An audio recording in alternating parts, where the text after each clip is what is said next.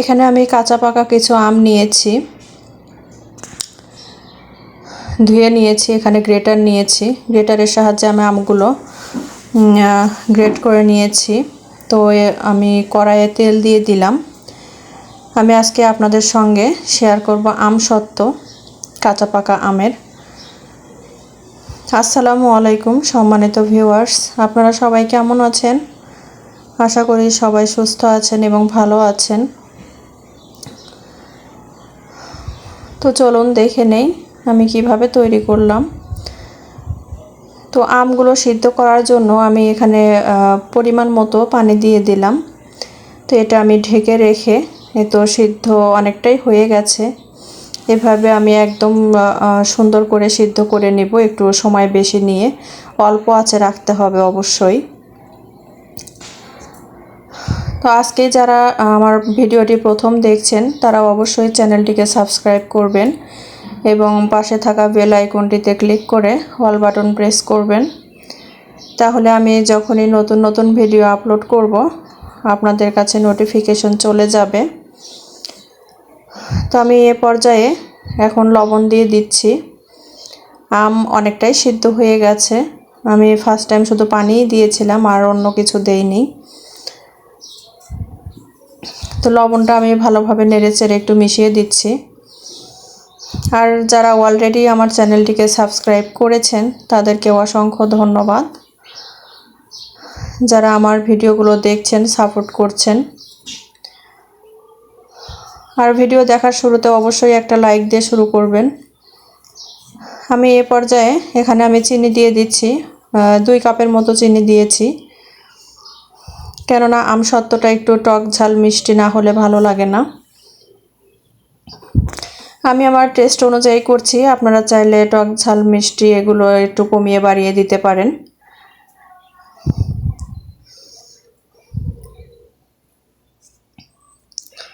আমি চিনিটাও মিশিয়ে দিচ্ছি ভালোভাবে নেড়েচেড়ে।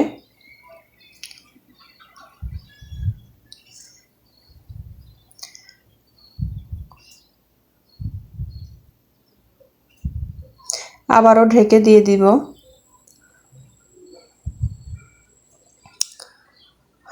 তো আরও ভালোভাবে আমগুলো মিশিয়ে নেওয়ার জন্য আমি তো ঘুটনির সাহায্যে একটু ঘেটে নিচ্ছি ভালোভাবে।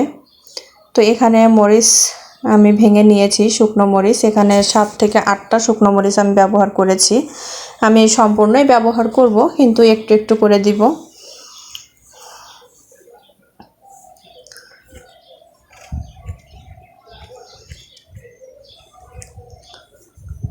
আজকেই যারা প্রথম আমার চ্যানেলটি সাবস্ক্রাইব করবেন বা আমার পরিবারের নতুন সদস্য হবেন, তারা অবশ্যই আমাকে একটু ইঙ্গিত দিয়ে যাবেন, সরাসরি বলার দরকার নেই।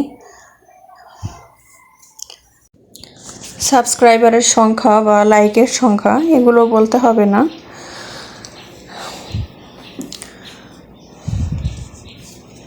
তো আমি এই তো সম্পূর্ণ শুকনো মরিচটাই দিয়ে দিয়েছি। তো এভাবে নেড়ে চেড়ে আমি আরও ঘন করে নিব।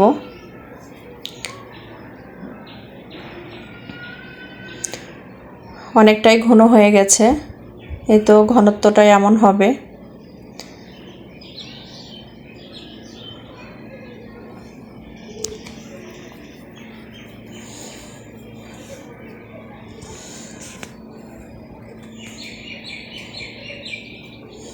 আমগুলোতে যেহেতু আসছিল না, সো আমি ছেঁকে নেইনি। তো এই তো আমি ঠান্ডা করে নিয়ে একটা ট্রের মধ্যে পরিষ্কার পলিথিন বিছিয়ে নিয়েছি। তার উপরে এভাবে ছড়িয়ে দিচ্ছি পাতলা করে প্রলেপ দিয়ে। এটা আমি রোদে শুকাবো। তো ভিডিওটি কেমন লাগলো অবশ্যই জানাবেন। আর আমি সবার ভিডিওই যখন যার ভিডিওই দেখি আমি অ্যাট ফার্স্ট একটা লাইক করি, তারপর ফুল ভিডিও দেখার পর আমি একটা কমেন্ট করি।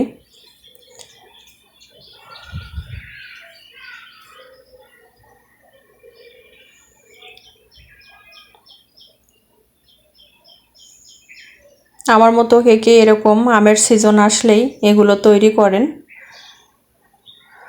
জানি না, কিন্তু আমের সিজন আসলেই আমি অন্তত আর কিছু করি না করি 3টা রেসিপি আমি অবশ্যই করি। সেটা একটা আমের মোরব্বা, আর একটা আমের টক ঝাল মিষ্টি আচার, আর একটা আমসত্ত্ব। এগুলো আমি প্রত্যেকবারই করে থাকি। খুব বেশি করি না, কম কম করেই করি। এতেও অতটুকু আমেই 3 জায়গায় দিতে হয়েছে আমার। এইভাবে সরপুষ দিয়ে আমি ঢেকে দিয়েছিলাম, যেহেতু ছাদে আর প্রচণ্ড রোদ।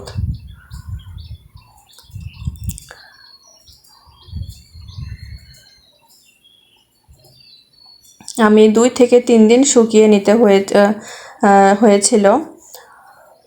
ভালো করে শুকিয়ে নিয়েছি আমি 2 থেকে 3 দিন।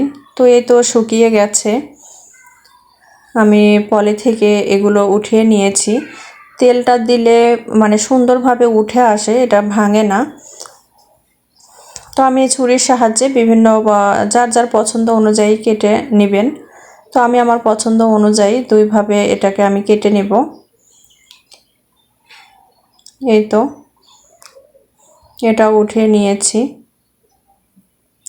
অনেক সুন্দরভাবে শুকিয়ে গেছে।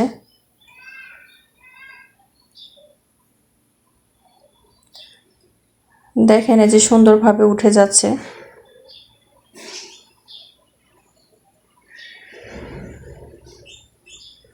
পলিথিনের সঙ্গে একটুও লেগে যাচ্ছে না, লেগে যায়নি।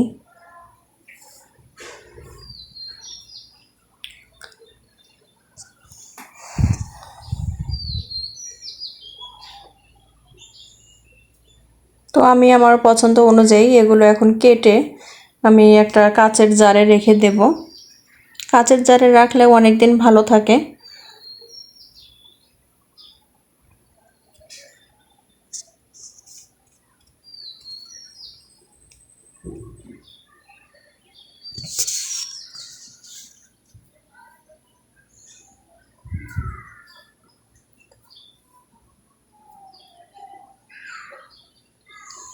আমসত্ত্ব বানাতে খুব একটা বেশি মশলার প্রয়োজন হয় না। জাস্ট চিনি, লবণ, হলুদের গুঁড়ো আর শুকনো মরিচ, আর সামান্য পরিমাণ তেল। আপনারা তো দেখলেনই, একদম সামান্য তেল ব্যবহার করেছি আমি এখানে। এই তো এই কয়েকটা উপকরণ দিয়েই সুন্দর টক ঝাল মিষ্টি আমসত্ত্ব তৈরি করা যায়। তো ভিডিওটি কেমন লেগেছে অবশ্যই জানাবেন। আর সব কিছু আমি এভাবে মুড়িয়ে রাখছি কেটে।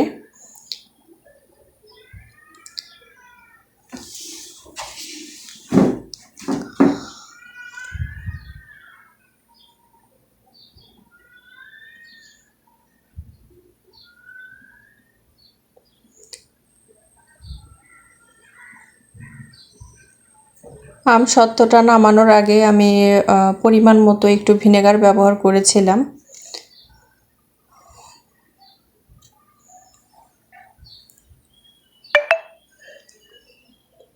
এই তো সবগুলো কাটা হয়ে গেছে। আমি 2 ভাবে কেটে নিয়েছি, দেখতেই পাচ্ছেন।